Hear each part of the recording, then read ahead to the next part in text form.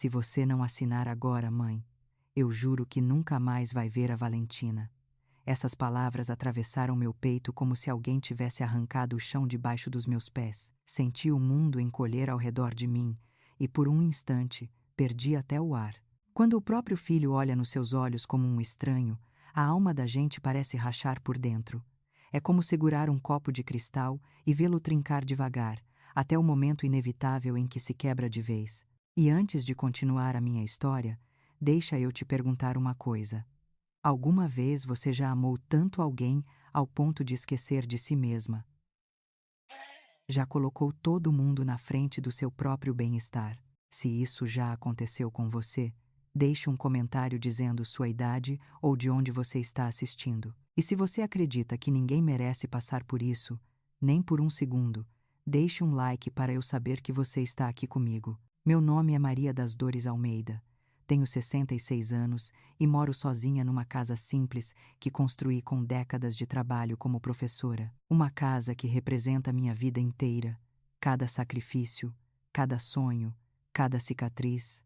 Depois que meu marido Antônio morreu, eu fiz de tudo para criar o meu único filho, Renato, da melhor forma possível. Trabalhei dobrado, economizei cada centavo, abri mão de muito para que ele tivesse o que eu nunca tive. Eu acreditava que amor de mãe bastava para manter uma família unida. Acreditava que se eu desse tudo de mim, jamais seria traída. Mas naquele dia, com Renato segurando um cinto na mão, prestes a me obrigar a assinar algo que destruiria minha vida, percebi que algumas verdades só se revelam quando a gente está à beira do abismo, e foi exatamente ali que tudo começou. Eu sempre acreditei que a casa onde a gente vive guarda mais da nossa alma do que imaginamos. Cada parede, cada porta rangendo, cada cheiro que fica preso no ar, acaba contando um pedaço da nossa história. A minha casa, aquela em que moro há mais de 40 anos, guarda tudo o que sou e tudo o que um dia sonhei. E talvez por isso doa tanto lembrar como tudo começou a desmoronar bem ali, entre aquelas paredes que eu mesma ajudei a levantar tijolo por tijolo. Meu nome é Maria das Dores Almeida. Tenho 66 anos. Sou professora aposentada e desde que meu marido Antônio se foi, passo meus dias entre o café passado no coador, o rádio ligado baixinho na cozinha e a buganvília roxa que insiste em florescer no quintal. Às vezes penso que aquela planta é mais teimosa do que eu, porque floresce até nos dias em que eu mesma não encontro motivo nenhum para desabrochar. Antônio morreu há 12 anos. Ele era meu porto seguro, um homem simples, trabalhador, que acreditava que a vida era feita de pequenos gestos. Toda manhã, quando eu saía para dar aula, ele me seguia até o portão com uma xícara de café quente na mão. Às vezes me dava um beijo na testa, às vezes só sorria, mas por trás daquele sorriso estava tudo o que a gente construiu juntos.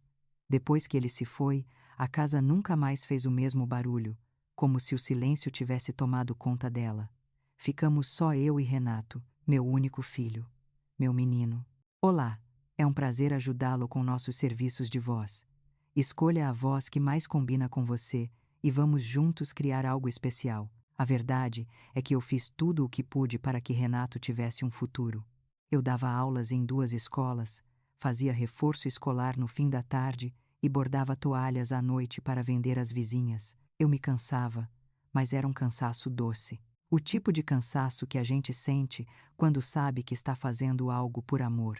Muitas vezes, quando eu chegava em casa exausta, encontrava Renato dormindo no sofá com o caderno aberto no colo. Nessas horas, eu cobria ele com uma manta e ficava olhando por alguns minutos, imaginando que aquele menino tinha sido o maior presente que Deus já me deu. Mas o tempo, esse danado que nunca para, foi levando um pouco dessa doçura embora.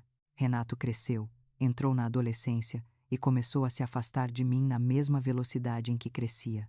Não era nada grave, pelo menos não no começo. Era só aquele silêncio típico de adolescentes que têm vergonha dos pais.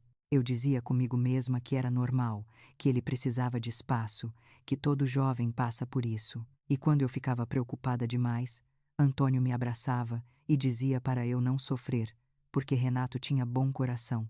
Hoje percebo que talvez eu tivesse lido errado certos sinais. Talvez eu tivesse confundido distância com imaturidade. Talvez. mas naquela época eu só queria acreditar que estava tudo bem. Quando Renato tinha 17 anos, Antônio adoeceu. A primeira dor no peito veio num domingo de manhã, bem na hora em que eu tirava o bolo de fubá do forno. Ele colocou a mão no peito, se inclinou um pouco e disse que era só uma dorzinha passageira. Levamos ao hospital. E 2 semanas depois, já sabíamos que aquilo não era passageiro coisa nenhuma. A doença foi rápida, devastadora. Em 2 meses, meu marido já estava fraco demais até para se levantar sozinho.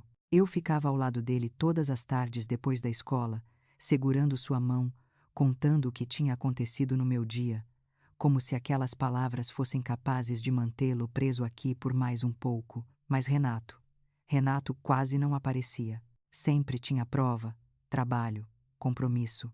Eu tentava justificar. Dizia que era a juventude, que ele não queria ver o pai daquele jeito, que aquilo o machucava. E talvez fosse verdade. Mas uma mãe sente quando algo está escapando pelos dedos, quando o filho está se afastando e a gente não sabe como trazê-lo de volta. Lembro até hoje da última conversa que tive com Antônio.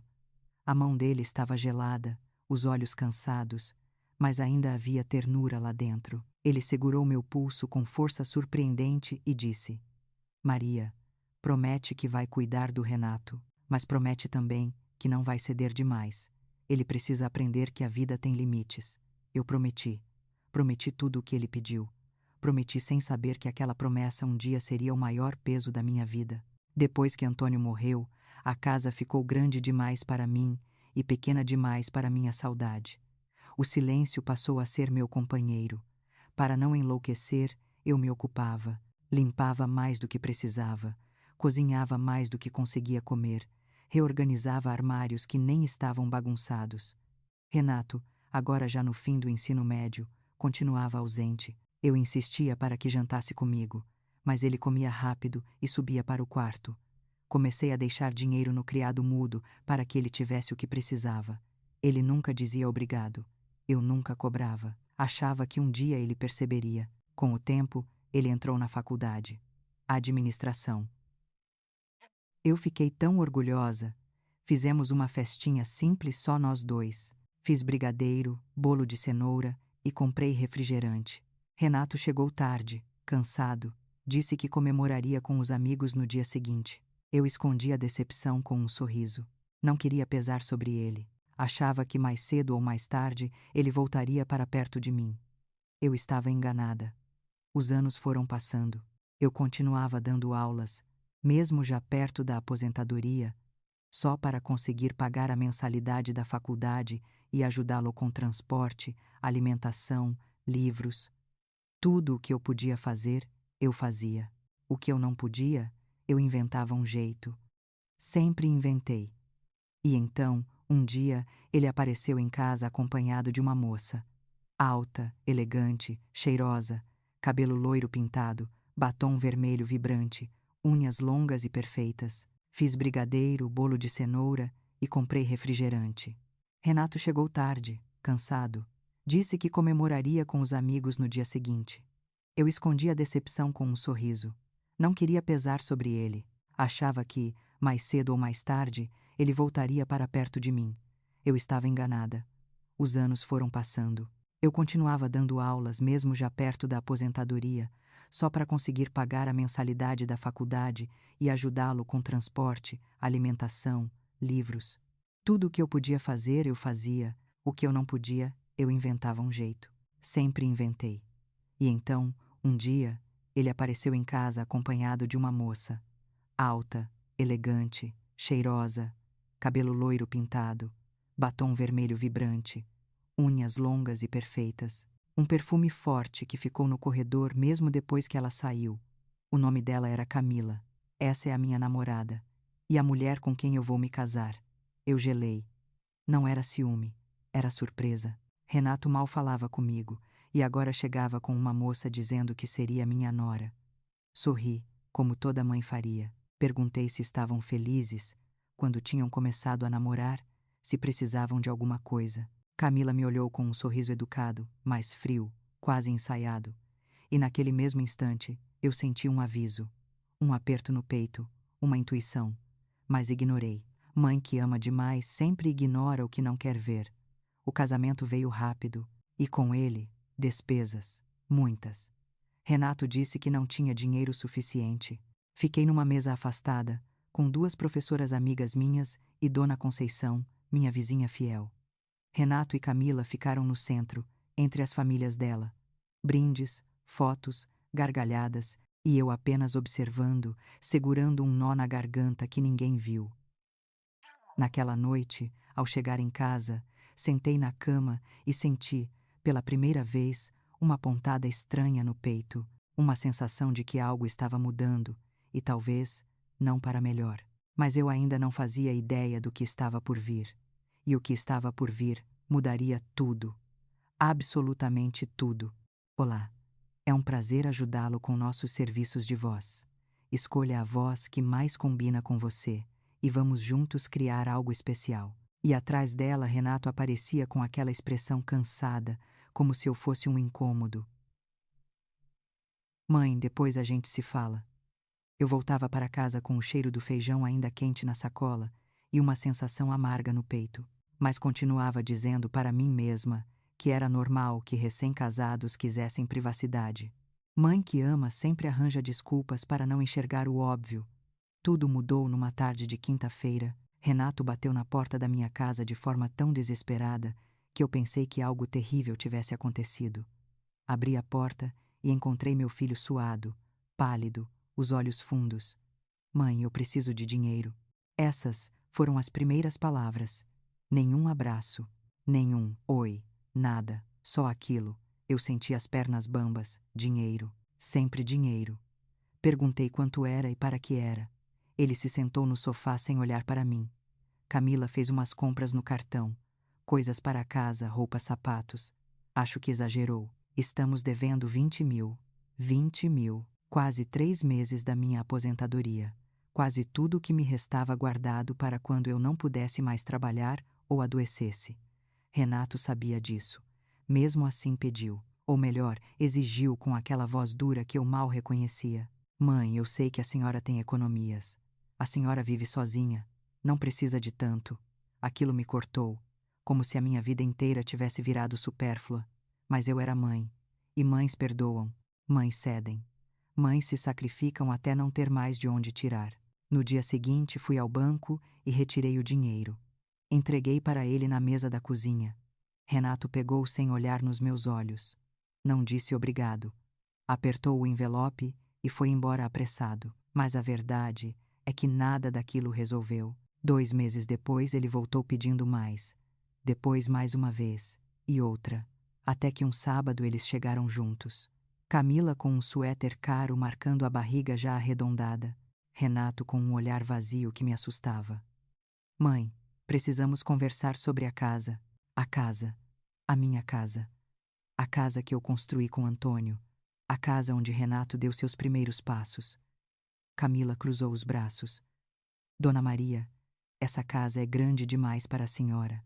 Nós estamos esperando uma menina e precisamos de espaço. Seria melhor que a senhora fosse morar no nosso apartamento. A gente ficaria aqui. Eu senti o chão sumir. Olhei para Renato esperando que ele me defendesse, mas ele balançou a cabeça concordando. É só até a bebê crescer, mãe. A senhora vai estar perto da gente. Vai ser bom para todo mundo. Eu respirei fundo para não desabar ali mesmo. Pedi alguns dias para pensar. Eles saíram irritados, como se eu estivesse atrapalhando a vida deles só por existir. 2 dias depois, minha melhor amiga, Dona Conceição, veio me visitar. Levei a xícara de café até a mesa e contei tudo. Ela deixou a xícara bater com força no prato. Maria, por favor, não entregue sua casa. Seu filho está sendo manipulado. Se a senhora assinar qualquer papel, eles tiram a sua casa e a senhora nunca mais recupera. Eu queria duvidar. Queria achar que ela estava exagerando, mas minha intuição me dizia o contrário. Mesmo assim, eu ainda me agarrava a Renato como se amar demais fosse suficiente para salvá-lo. Uma semana depois, Renato bateu a porta com um envelope amarelo nas mãos, Camila atrás dele com aquele sorriso de quem já tinha vencido. Mãe, esse é o papel que a senhora precisa assinar. É uma procuração, só para facilitar as coisas. Nada demais. Eu peguei o papel, comecei a ler, e o peito apertou. Era uma procuração dando a ele todos os direitos sobre meus bens, sobre a casa, sobre minha vida inteira. Renato, isso aqui é sério. Olá, é um prazer ajudá-lo com nossos serviços de voz. Escolha a voz que mais combina com você e vamos juntos criar algo especial. E se você acha que ninguém merece viver isso nem por um instante, deixe seu like para apoiar essa história. E claro, se quiser acompanhar tudo o que ainda está por vir, se inscreva no canal, porque as próximas partes são ainda mais intensas. Voltando. Renato começou a pressionar. Disse que sem a procuração não teria como arrumar o quarto da bebê, que Camila estava estressada, que a culpa seria minha se alguma coisa desse errado, que eu estava sendo egoísta, que eu não pensava na família. Eu senti meu coração rachar. Mas antes que eu pudesse responder, ele fez algo que eu jamais imaginei. Renato tirou o cinto. O som do couro deslizando pelas presilhas do jeans cortou o ar. Me atravessou inteira. Foi como se o mundo tivesse parado numa fração de segundo. O couro negro enrolado na mão dele. Camila se afastando um passo com a barriga erguida, mas não para impedir. Apenas observando. Mãe, vou perguntar pela última vez. Vai assinar ou não?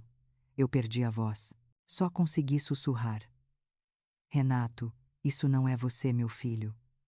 Por favor, meu filho, guarda isso. Vamos conversar. Mas ele não guardou. Ele levantou o braço. Eu fechei os olhos porque não queria ver o golpe chegando. Senti as pernas tremerem, meu corpo inteiro gelado. O coração batendo tão forte que parecia querer fugir de mim. E então algo aconteceu. A campainha tocou. Ding-dong, ding-dong. O som ecoou pela casa como um milagre, ou uma sentença, ou os dois. Renato congelou com o cinto suspenso. Camila arregalou os olhos. O silêncio ficou denso, pesado. Parecia que ninguém ali respirava. Eu me virei muito devagar. Caminhei até a porta com as mãos trêmulas. Abri. E ali estavam. Dr. Paulo Nogueira. E ao lado dele, o sargento Oliveira. Boa tarde, senhora Maria. Viemos garantir que ninguém obrigue a senhora a assinar nada. A expressão de Renato mudou instantaneamente. O cinto caiu no chão fazendo um som seco que eu nunca vou esquecer. Camila perdeu o sorriso. A tensão virou pânico. O mundo que eles tentavam construir em cima de mim começou a ruir bem ali. Foi naquele exato instante que eu percebi. A queda que eu vinha sentindo não era imaginação. Era real. E estava só começando. Depois daquele momento em que a campainha salvou minha vida, eu senti como se meus pés estivessem presos ao chão. Dr. Paulo entrou devagar, seguido pelo sargento Oliveira.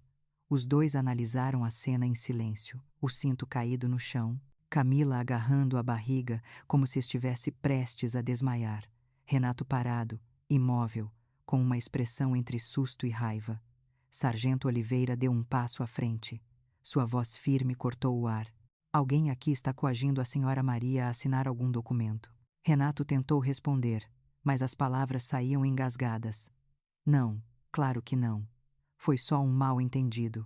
Camila tentou complementar. Renato estava nervoso. A gravidez está difícil. Dona Maria exagera. Mas o olhar do sargento já dizia tudo. Eles não acreditavam em nenhuma desculpa. Eu fiquei ali, pequena, frágil, tentando me recompor. Dr. Paulo se aproximou de mim com um semblante preocupado. A senhora está bem. Quer que chamemos uma ambulância? Balancei a cabeça. Minha voz saiu quase num sussurro. Eu só quero que eles vão embora. E assim foi. Com muita conversa e insistência do sargento, Renato e Camila deixaram a casa. Renato ainda olhou para trás antes de sair, mas dessa vez não havia raiva em seus olhos. Havia algo pior, uma mistura de vergonha e ressentimento.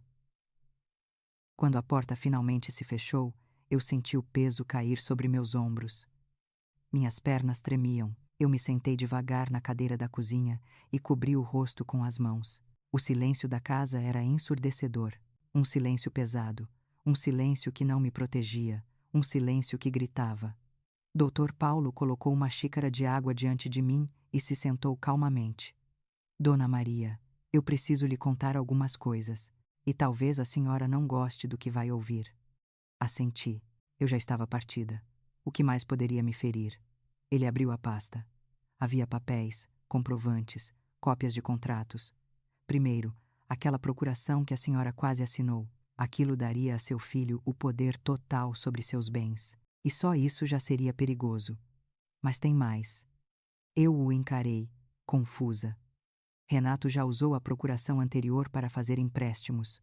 Muitos. A casa está parcialmente hipotecada. Se nada for feito, a senhora pode perder tudo. Meus lábios tremeram. Meu coração bateu tão forte que parecia querer sair do peito. Fiquei sem ar por alguns segundos. De repente senti frio, como se a casa inteira tivesse sido invadida por vento. Mas como? Eu não assinei nada além daquela primeira procuração. Eu não sabia. Eu não entendia. Dr. Paulo respirou fundo. A senhora assinou. E ele usou. A verdade é que ele abusou da confiança da senhora de forma séria. Nós precisamos agir imediatamente. Eu senti como se estivesse flutuando, como se meu corpo já não pertencesse a mim. A imagem de Renato pequeno, comendo pão de queijo na cozinha, sujando o uniforme da escola, correndo pelo quintal com o pai, veio à minha mente, e aquela imagem se misturou com a de um homem adulto segurando um cinto levantado. Meu coração bateu tão forte que parecia querer sair do peito. Fiquei sem ar por alguns segundos. De repente senti frio, como se a casa inteira tivesse sido invadida por vento. Mas como? Eu não assinei nada além daquela primeira procuração. Eu não sabia. Eu não entendia. Dr. Paulo respirou fundo. A senhora assinou, e ele usou. A verdade é que ele abusou da confiança da senhora de forma séria. Nós precisamos agir imediatamente. Eu senti como se estivesse flutuando, como se meu corpo já não pertencesse a mim. A imagem de Renato pequeno, comendo pão de queijo na cozinha, sujando o uniforme da escola, correndo pelo quintal com o pai, veio à minha mente. E aquela imagem se misturou com a de um homem adulto segurando um cinto levantado, como se fosse um inimigo. Mas naquele momento eu compreendi que eu não tinha escolha. Ou eu lutava, ou eu seria destruída. No dia seguinte fui com o Dr. Paulo ao cartório. Abri mão de tudo o que restava daquela procuração. Assinei papéis com a mão trêmula. E quando saí de lá, percebi algo estranho. Pela primeira vez em muitos anos, eu estava fazendo algo por mim mesma. Quando voltei para casa, encontrei um bilhete preso no portão. A caligrafia era do Renato. Meu coração apertou só de ver. Mãe, por que fez isso? A senhora destruiu a minha vida. Não sei se algum dia vou perdoar. Eu amassei o papel sem ler de novo. Senti o coração sangrar. Mas não chorei. Já não havia lágrimas suficientes para tanta dor. À noite, Dona Conceição apareceu com um bolo de milho. Ela entrou sem perguntar, como sempre fez nos momentos difíceis. Eu soube o que aconteceu. O bairro inteiro está comentando. E eu vim aqui te dizer uma coisa, Maria. Você fez certo. Era isso ou perder sua própria vida? Eu tentei sorrir, mas não consegui. Ainda é meu filho Conceição. É difícil acreditar que ele foi capaz disso. Ela segurou minhas mãos com força. Às vezes os filhos se perdem de um jeito que só a vida pode ensinar de volta. A senhora não é culpada. O mundo é duro, e gente fraca se curva às tentações. Mas Renato ainda pode aprender. Só que agora ele precisa das consequências. Suas palavras me tocaram. Eu sabia que eram verdade. Mas ouvir a verdade é sempre mais difícil quando ela dói. Na manhã seguinte, recebi uma ligação inesperada. Era Dr. Paulo. Dona Maria. Precisamos conversar com urgência. Surgiram novos documentos, e a situação é mais grave do que pensávamos. Meu estômago gelou. Que documentos?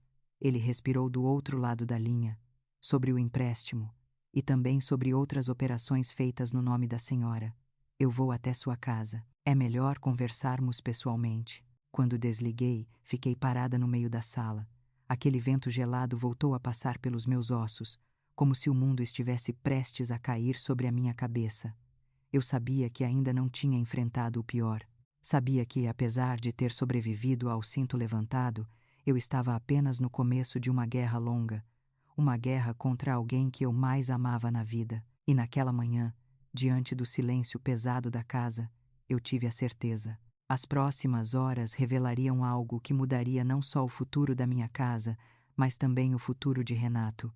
E talvez, quem sabe, o meu destino como mãe? Essa pergunta ecoou na minha mente como um aviso, e ela me conduziria diretamente ao próximo capítulo da minha história. Ele abriu a pasta devagar, como se estivesse preparando o terreno antes de jogar a verdade em cima de mim. Dona Maria, eu consegui acesso aos documentos do banco e também aos registros das negociações feitas pelo seu filho. Minha garganta fechou. Renato fez mais empréstimos. Dr. Paulo assentiu com um olhar pesado. Fez. E não só isso.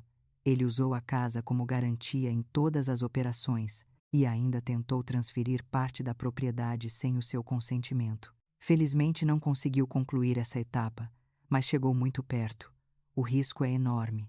As palavras batiam no meu peito como pancadas. Eu lembro de ter dito algo, mas minha voz saiu tão fraca que quase não me reconheci.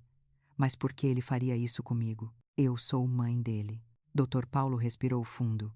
Às vezes o desespero leva as pessoas a fazerem escolhas terríveis. Camila gastou demais. Renato tentou acompanhar um padrão de vida que nunca teve. Eles entraram num buraco e acharam que a senhora poderia ser a solução. Eu senti como se estivesse desabando por dentro. Ele me usou como se eu fosse um banco. Não, ele usou a senhora como se a senhora fosse um degrau. E isso é pior. Meus olhos se encheram de lágrimas, mas eu as segurei. Estava cansada de chorar, cansada de sofrer em silêncio. O que eu faço agora? A resposta veio firme. Agora a senhora luta. Na justiça. Vamos entrar com um processo para anular tudo, e também para impedir que Renato chegue perto da senhora enquanto estiver emocionalmente desequilibrado. Aquela palavra ecoou na minha mente por vários segundos. Processar Renato. Processar meu próprio filho. Eu não conseguia respirar direito. A ideia de enfrentar um filho na frente de um juiz parecia tão absurda que meu corpo reagiu antes de eu pensar. Mas, doutor, ele é meu menino. Ele está perdido. Não sei se consigo fazer isso. Dr. Paulo colocou as mãos sobre as minhas, com a calma de quem lida com idosos toda semana, mas com o respeito de quem sabe que aquela dor não era apenas jurídica. Era emocional, era humana. Dona Maria, se a senhora não fizer nada, o banco toma sua casa. E ele continua fazendo empréstimos. Ele cai mais fundo. E a senhora vai junto. Às vezes, amar significa colocar limites. E essa talvez seja a última chance de ajudá-lo a mudar. Eu fechei os olhos. Senti o peso da decisão esmagando meus ombros, mas também senti algo novo. Algo que eu não sentia há anos. Força. Eu levantei o rosto e respondi: Vamos fazer. Dr. Paulo sorriu de maneira discreta, mas satisfeita. Ótimo. A senhora está tomando de volta a sua própria vida. Durante as semanas seguintes, vivi entre idas ao escritório, reuniões, assinaturas, documentos e depoimentos. Cada papel que eu assinava era como um golpe no meu peito, mas cada golpe também era uma pequena vitória contra o medo que me dominava há anos. O processo correu rápido graças às provas registradas pelo sargento Oliveira.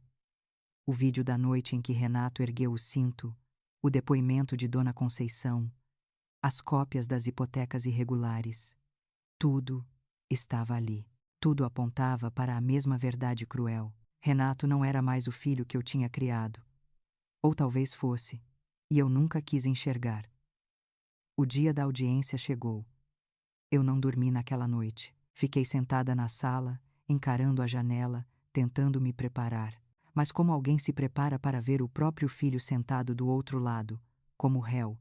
Não existe manual, não existe lição que prepare uma mãe para isso. Quando entrei no tribunal, meu coração quase saltou pela boca. O chão frio ecoava sob meus sapatos, o ar parecia pesado, cada passo parecia difícil demais. E então eu o vi, Renato, sentado no banco, com o rosto abatido, barba por fazer, o olhar perdido. Não era o mesmo homem arrogante que gritou comigo. Não era o mesmo que ergueu o cinto. Era alguém quebrado. Alguém que parecia ter perdido tudo antes mesmo da sentença. Camila não estava lá. Eu perguntei com os olhos, e Dr. Paulo respondeu baixinho. Ela o deixou. Ele está sozinho agora. Aquilo doeu, mais do que eu esperava. A juíza pediu silêncio e a audiência começou. Dr. Paulo se levantou. Expôs fatos, documentos, provas claras de abuso financeiro, coação, ameaças, empréstimos ilegais, manipulação emocional. Eu senti vergonha por estar ali, vergonha por ouvir meu próprio filho ser descrito daquela maneira. Mas era necessário. Era a verdade. Depois, foi a vez de Renato. Ele levantou devagar, parecia carregado de séculos. Sua voz saiu trêmula. Eu errei. Eu não tenho desculpas. Só queria dar uma vida melhor para minha filha. Não soube lidar com as pressões. Fiz coisas que me envergonham. Minha mãe não merece nada disso. Eu mereço a punição. Eu senti meu peito apertar. Por um instante, quase me levantei para abraçá-lo. Mas eu fiquei firme.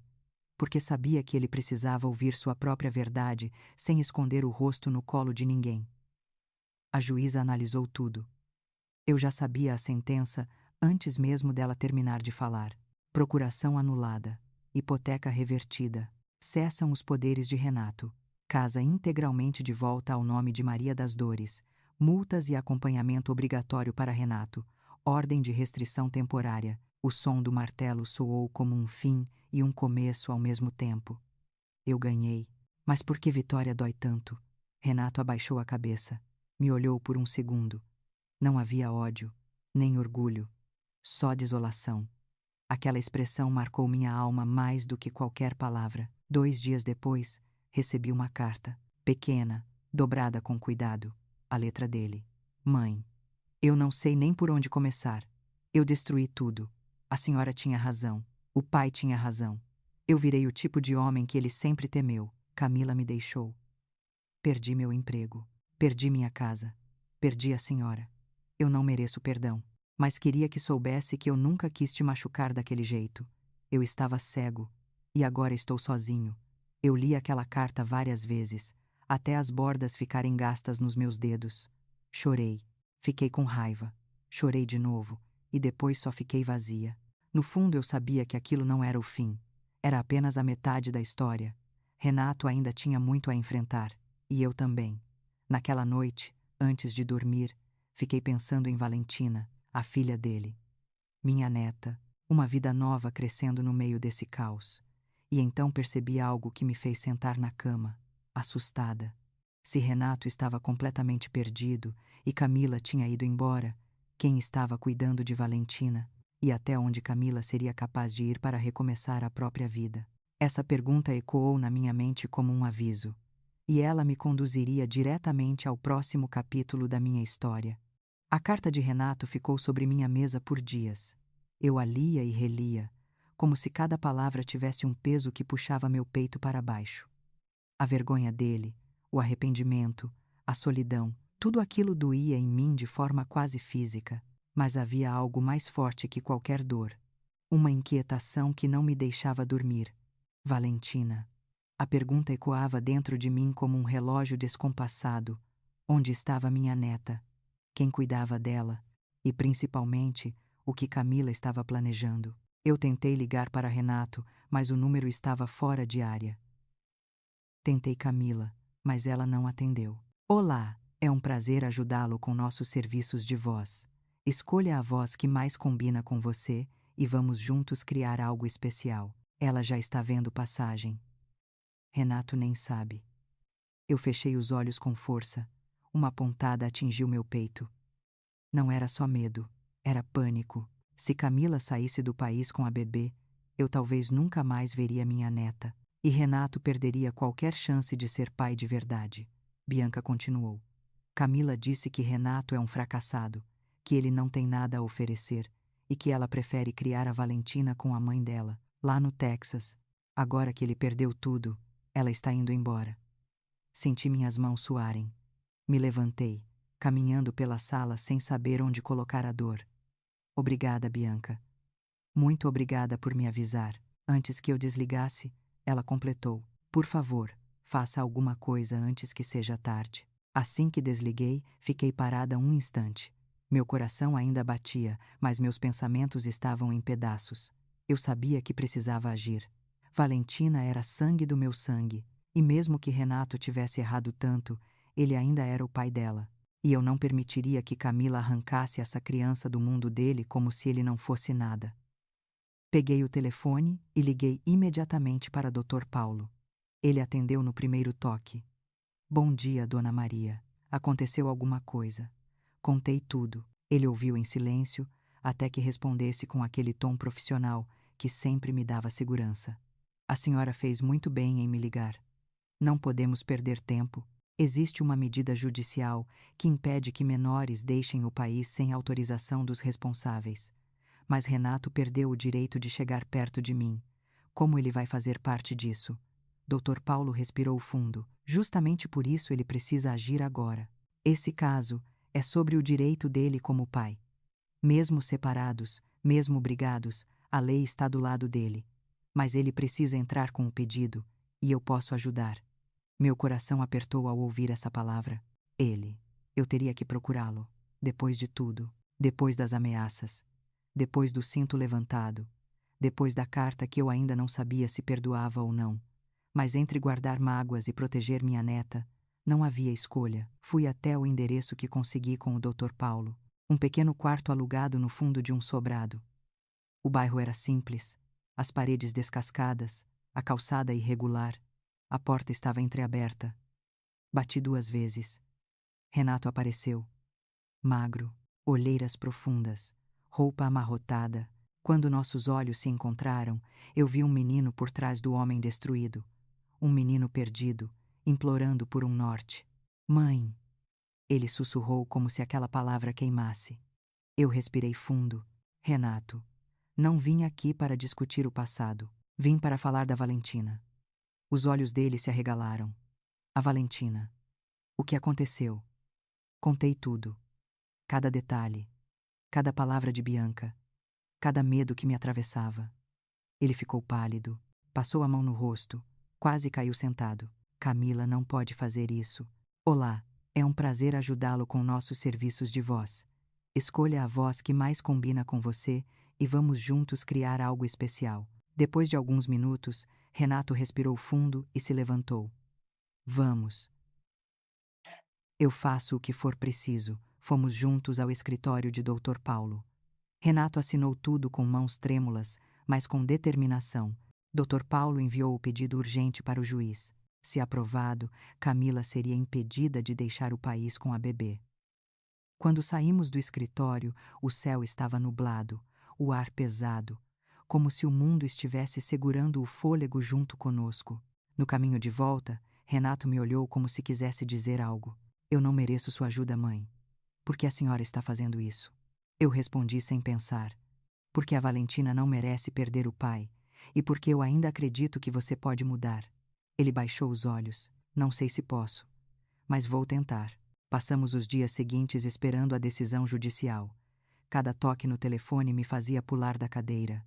Cada notificação me acelerava o coração. Até que, enfim, a ligação veio.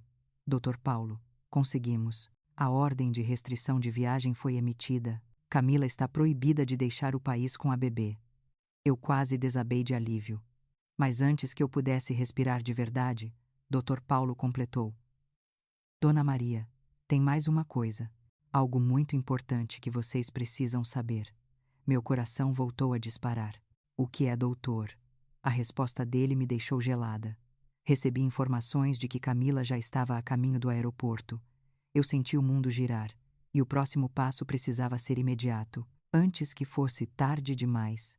Quando desliguei o telefone com o Dr. Paulo, senti minhas mãos tremerem como se o chão tivesse desaparecido sob meus pés.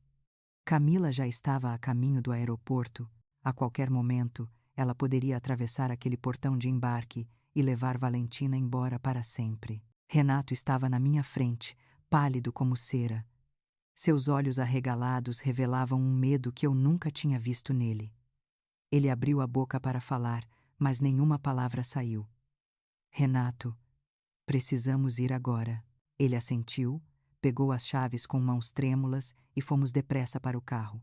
O motor demorou a pegar. Por um segundo, achei que o carro fosse nos abandonar naquele instante em que cada minuto valia ouro. Olá, é um prazer ajudá-lo com nossos serviços de voz. Escolha a voz que mais combina com você e vamos juntos criar algo especial. Faróis, placas luminosas, pessoas entrando e saindo sem saber que dentro daquele carro uma família inteira estava pendurada pelo último fio. Renato estacionou de qualquer jeito e pulou para fora antes mesmo de desligar o motor. Eu o segui, mas minhas pernas eram mais lentas. Minha idade já não me permitia correr como antes, mas naquele instante eu corria com a força de uma mãe e de uma avó ao mesmo tempo. Lá dentro, o saguão estava lotado. Vozes ecoavam por todos os lados, anúncios de voos, crianças chorando, carrinhos de bagagem. Aquele caos parecia zombar da urgência que nos consumia. Renato virou para mim. Mãe, a senhora vai por aqui. Eu vou até o guichê. A gente se encontra na porta de embarque internacional. Ele saiu correndo, empurrando pessoas no caminho. Eu caminhei o mais rápido que pude, desviando dos grupos de viajantes, tentando não perder o fôlego. A cada passo, a mesma pergunta atravessava minha mente. E se chegarmos tarde demais? Quando virei o corredor que dava acesso ao embarque internacional, meu coração congelou. Lá estava ela, Camila, com uma mala grande, mochila nas costas e Valentina presa no sling junto ao peito. Ela caminhava em direção à fila do check-in, sozinha, determinada, como se tivesse apagado toda a vida que havia deixado para trás. Eu senti uma onda de adrenalina tomar meu corpo. Camila. Minha voz saiu mais alta do que eu pretendia. Ela virou, surpresa. Seus olhos se estreitaram ao me ver. O que a senhora está fazendo aqui? Andei até ela tentando controlar a respiração. Você não pode sair do país. Existe uma ordem judicial. Ela riu. Um riso frio, quase debochado. Eu sabia que vocês iam fazer isso. Mas já é tarde. A passagem está comprada. O voo sai daqui a menos de 1 hora. A ordem judicial foi emitida hoje. A polícia já sabe. Ela murchou por um instante. Depois, me encarou com desprezo. A senhora acha que eu vou deixar minha filha com aquele fracassado? Ele não tem nada. Não tem futuro. Antes que eu pudesse responder, Renato chegou. Suado, ofegante, olhos cheios de desespero. Camila. Ela virou lentamente, como se ver Renato não mexesse mais com ela. Renato, me deixa em paz. Eu cuido muito melhor da Valentina do que você jamais vai cuidar. Renato não gritou, não discutiu. Ele apenas deu um passo à frente, com a voz embargada. Por favor, Camila, não leva minha filha. Eu faço o que for preciso. Eu trabalho o dia inteiro. Eu recomeço. Eu não sou perfeito. Mas ela é tudo o que eu tenho. Houve um silêncio estranho entre nós. Aquele silêncio que antecede uma decisão que muda vidas. Os olhos de Camila brilharam com algo que eu não soube identificar. Raiva, medo, tristeza, tudo misturado. Mas antes que qualquer um de nós pudesse dizer mais alguma coisa, 2 policiais se aproximaram. A senhora Camila Oliveira. Recebemos uma notificação. A senhora está impedida de embarcar com a menor. Por favor, nos acompanhe. Camila arregalou os olhos. Isso é ridículo. Uma injustiça. Mas não teve escolha. Os policiais a conduziram para uma sala reservada perto da área de embarque. Renato foi atrás, mas um deles levantou a mão. Espere lá fora, senhor. Ele parou, respirando de maneira instável. Eu encostei minha mão no ombro dele. Calma, meu filho. Agora está nas mãos da justiça. Foram 20 minutos que pareceram 20 anos. A cada segundo, Renato andava de um lado para o outro, passando as mãos no cabelo, mordendo os lábios. Eu me sentei numa cadeira porque minhas pernas já não aguentavam mais. Finalmente, a porta se abriu. Uma policial trouxe Valentina nos braços. A bebê dormia tranquila, alheia a tudo. Renato correu até ela. Camila arregalou os olhos. Isso é ridículo. Uma injustiça. Mas não teve escolha. Os policiais a conduziram para uma sala reservada perto da área de embarque. Renato foi atrás, mas um deles levantou a mão. Espere lá fora, senhor. Ele parou, respirando de maneira instável. Eu encostei minha mão no ombro dele. Calma, meu filho. Agora está nas mãos da justiça. Foram 20 minutos que pareceram 20 anos. A cada segundo, Renato andava de um lado para o outro, passando as mãos no cabelo, mordendo os lábios. Eu me sentei numa cadeira porque minhas pernas já não aguentavam mais. Finalmente, a porta se abriu. Uma policial trouxe Valentina nos braços. A bebê dormia tranquila, alheia a tudo. Renato correu até ela. Quando pegou a filha no colo, algo mudou dentro dele. Seus ombros relaxaram, mas os olhos ficaram cheios d'água. Ele abraçou a menina com um cuidado que me apertou o coração. Camila saiu logo depois, acompanhada por um policial. O rosto dela estava vermelho de raiva. Isso está longe de acabar. Eu vou lutar pela minha filha. Renato apertou Valentina contra o peito. Lute pelo que quiser, Camila. Mas eu também vou lutar. Os policiais a conduziram para fora para assinar alguns termos. O voo dela já estava perdido. Enquanto isso, Renato me olhou com uma expressão que eu não via há anos. Mãe, obrigado. Se não fosse a senhora, eu teria perdido tudo. Eu sorri, mas um sorriso pequeno, cansado. Você não me agradece. Agradeça a segunda chance que Deus está te dando. Saímos do aeroporto juntos, como uma família que tinha sido quebrada e colada de volta às pressas, mas que ainda tinha rachaduras visíveis, rachaduras profundas. Renato instalou a cadeirinha no carro e colocou Valentina com extremo cuidado. Quando fechou a porta, respirou fundo. E agora, mãe? O que vai ser da gente? Olhei para ele. Para aquele homem marcado por erros, cicatrizes e arrependimentos. Agora, Renato, agora começa a parte mais difícil. A parte de provar que você merece ser pai dela. Ele assentiu devagar. E eu vou conseguir. Eu queria acreditar. Eu realmente queria. Nos dias que se seguiram ao episódio do aeroporto, a rotina na minha casa mudou completamente. Valentina passou a ser presença constante ali.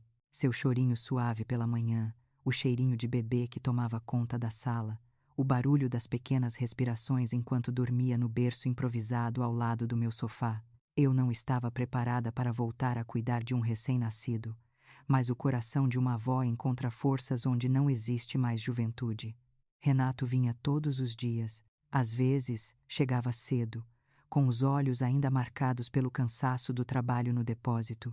Às vezes aparecia tarde, trazendo fraldas, leite e um olhar humilde que eu não via há anos. Ele tentava de verdade ser presente. Olá, é um prazer ajudá-lo com nossos serviços de voz. Escolha a voz que mais combina com você e vamos juntos criar algo especial.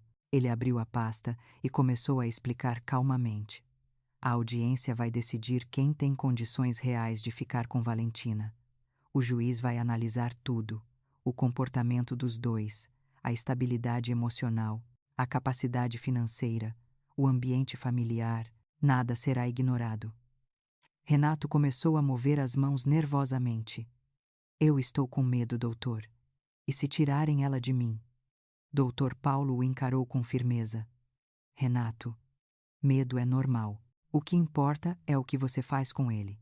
Você tem trabalhado, está limpo, está assumindo responsabilidade, está presente. O juiz vai ver isso, mas você precisa continuar, precisa provar. Palavras não bastam. Renato respirou fundo. Sabia que aquela verdade era necessária. E a Camila? O que ela tem feito? Dr. Paulo fechou a pasta devagar. Camila tem comparecido ao psicólogo que o tribunal indicou. Ela começou a trabalhar em um café. Está vivendo com a mãe. Isso pesa a favor dela em alguns pontos, mas pesa contra em outros, especialmente por tentar sair do país com a bebê sem autorização. Isso é grave. Eu senti o ar ficar mais pesado ao redor da mesa. Aquilo ainda era uma ferida aberta. E eu sabia que o juiz não ignoraria. Na noite anterior à audiência, eu mal dormi. Fiquei observando Valentina no berço, imaginando o futuro dela sendo decidido por adultos que se amavam e se machucavam ao mesmo tempo. Vida é assim. O amor muitas vezes nasce junto com a tragédia. Quando chegamos ao tribunal, o coração quase pulou pela boca. Renato segurava Valentina com cuidado, como se tivesse medo de que alguém arrancasse a menina dos braços dele a qualquer momento. O tribunal estava cheio. Gente entrando, saindo, advogados chamando clientes. Cada passo parecia ecoar dentro de mim como um aviso. Camila já estava lá. Tinha cortado o cabelo. Usava uma roupa simples. As unhas estavam curtas. Parecia menos agressiva, menos vaidosa, menos aquela mulher que me olhava com desprezo. Mas os olhos continuavam carregados de orgulho. Quando ela viu Renato com Valentina no colo, Mordeu o lábio e desviou o olhar. Era difícil dizer se estava triste ou furiosa. A audiência começou. A juíza pediu silêncio e chamou cada um a depor. Primeiro foi Renato. Ele não fez discursos. Não tentou parecer vítima. Contou a verdade. Os erros, o desespero, a vergonha. Disse que queria ser pai de verdade e estava disposto a trabalhar, aprender, melhorar. Quando falou de Valentina, sua voz tremeu, mas não falhou. Eu só preciso de uma chance. Uma chance de fazer o certo pela minha filha. A juíza anotou tudo. O olhar dela era firme, mas não cruel. Depois foi Camila. Ela falou da solidão, da frustração com o casamento, da queda financeira, da falta de apoio da família. Descreveu Renato como irresponsável. Disse que tinha medo do futuro da filha nas mãos dele, mas quando a juíza perguntou sobre a tentativa de deixar o país, Camila hesitou. Eu estava desesperada. Eu queria recomeçar. Fiz errado. Mas eu só queria proteger minha filha. Era uma fala humana. Mas os erros dela ainda pesavam. Então chamaram a assistente social responsável por avaliar os dois lares. A mulher abriu o relatório e começou a ler. Ambos os ambientes precisam de ajustes, mas observamos diferença significativa na postura dos dois. Renato demonstra esforço consistente na reconstrução de sua vida. Está trabalhando, está frequentando acompanhamento psicológico, criou espaço adequado para a criança. Camila demonstrou cuidados básicos, mas ainda apresenta instabilidade emocional e planos inconsistentes sobre o futuro. Renato apertou as mãos. Camila respirou fundo, nervosa, e então a assistente concluiu. Recomendamos que a guarda principal seja concedida ao pai com visitas monitoradas para a mãe, até que ela apresente estabilidade emocional e financeira. O silêncio que seguiu foi tão profundo que eu pude ouvir meu próprio coração batendo. A juíza leu algo rapidamente, fez anotações e finalmente pronunciou a decisão. O tribunal concede a guarda principal da menor Valentina ao pai, Renato Almeida. A mãe terá direito a visitas com supervisão. Revisão da decisão será feita em 6 meses. Renato começou a chorar na mesma hora, mas era um choro diferente. Um choro de alívio, de responsabilidade, de medo também, porque o peso daquele papel não era só vitória, era compromisso. Camila ficou imóvel. Por um instante achei que ela fosse desmaiar, mas ela apenas respirou fundo e ficou em silêncio. Os olhos baixaram. Não havia mais luta ali, só cansaço. Saímos do tribunal como se estivéssemos emergindo debaixo da água. O sol do lado de fora parecia mais quente do que deveria. Renato segurava Valentina como se ela fosse o maior tesouro do mundo. Mãe, eu prometo que vou fazer tudo certo dessa vez. Eu toquei no rosto dele. Uma linha fina de lágrimas escorria pela minha bochecha. Você vai. Mas ninguém consegue sozinho, Renato. Você precisa continuar lutando e precisa deixar que as pessoas te ajudem. Ele assentiu. Pela primeira vez, parecia entender isso. Camila passou por nós ao ir embora. Parou por um instante diante de mim. Eu achei que ela fosse me atacar com palavras, mas ela apenas respirou fundo e ficou em silêncio. Os olhos baixaram. Não havia mais luta ali, só cansaço. Saímos do tribunal como se estivéssemos emergindo debaixo da água. O sol do lado de fora parecia mais quente do que deveria. Renato segurava Valentina como se ela fosse o maior tesouro do mundo. Mãe, eu prometo que vou fazer tudo certo dessa vez. Eu toquei no rosto dele. Uma linha fina de lágrimas escorria pela minha bochecha. Você vai. Mas ninguém consegue sozinho, Renato. Você precisa continuar lutando. E precisa deixar que as pessoas te ajudem. Ele assentiu. Pela primeira vez, parecia entender isso. Camila passou por nós ao ir embora. Parou por um instante diante de mim. Eu achei que ela fosse me atacar com palavras, ou culpar o mundo inteiro. Mas ela apenas disse, com voz fraca, cuida dela, por favor. Não havia ódio, havia tristeza.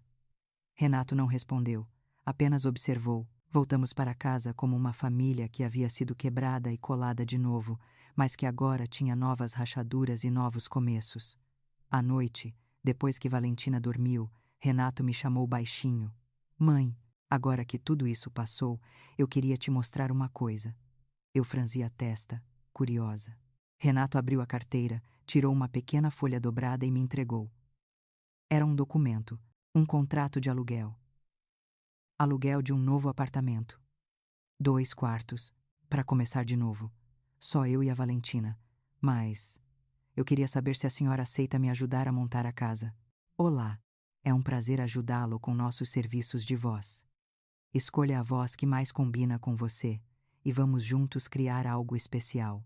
Ainda falta muito, mas quero que ela cresça num lugar que ela chame de lar. O berço desmontado estava encostado na parede. Em cima dele, uma caixa cheia de roupinhas dobradas com cuidado. No canto, um saco de brinquedos usados que ele ganhou de uma vizinha. Tudo simples. Mas havia amor em cada detalhe. E amor verdadeiro não precisa de luxo. Precisa de sinceridade. Enquanto ajudava Renato a montar o berço, percebi algo que nunca pensei que veria.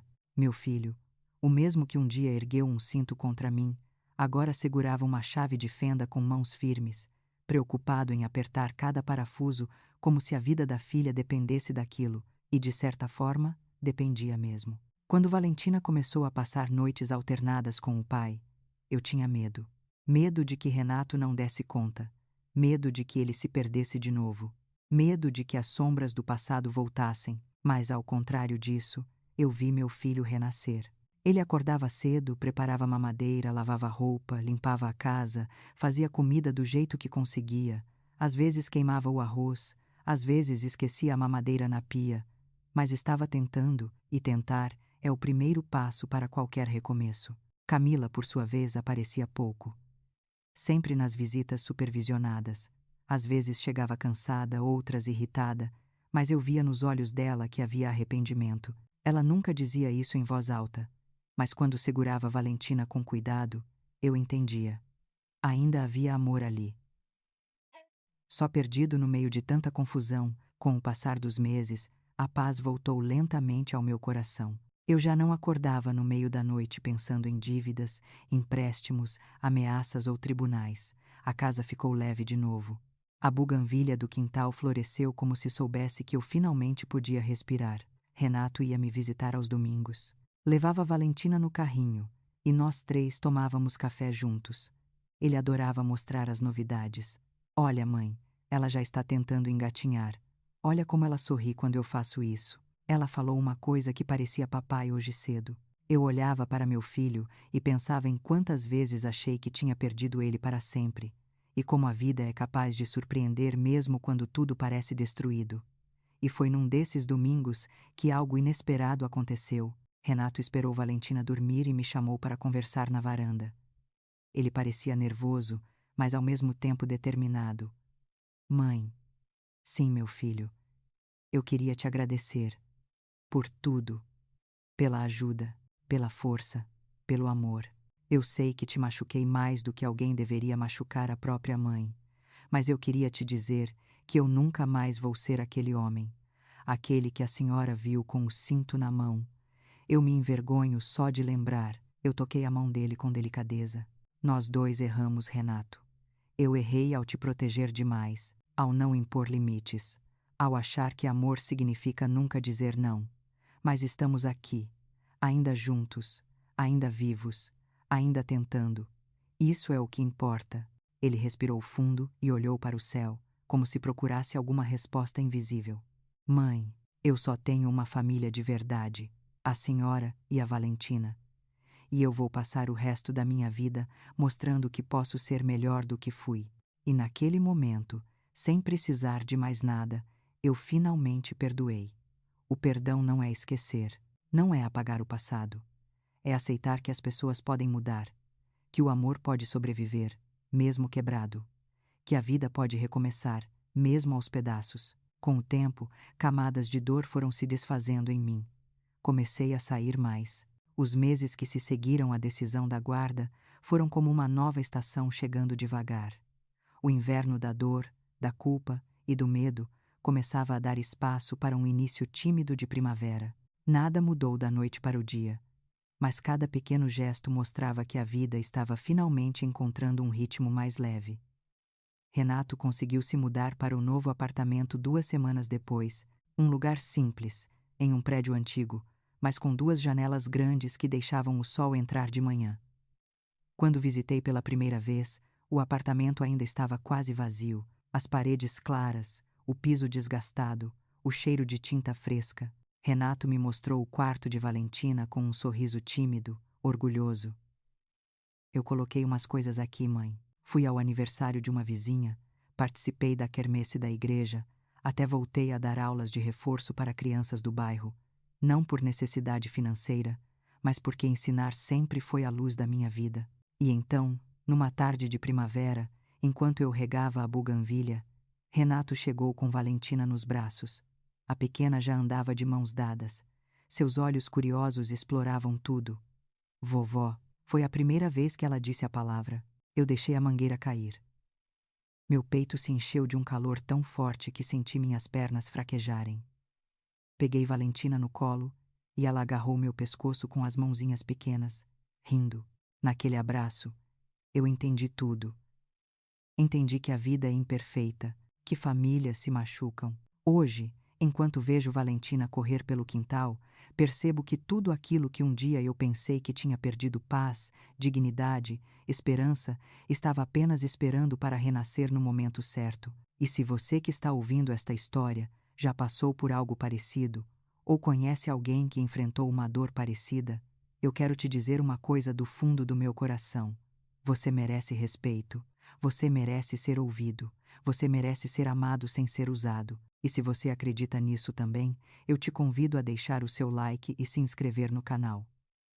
Histórias como esta existem para lembrar que ninguém está sozinho e que sempre, em algum lugar, um recomeço é possível.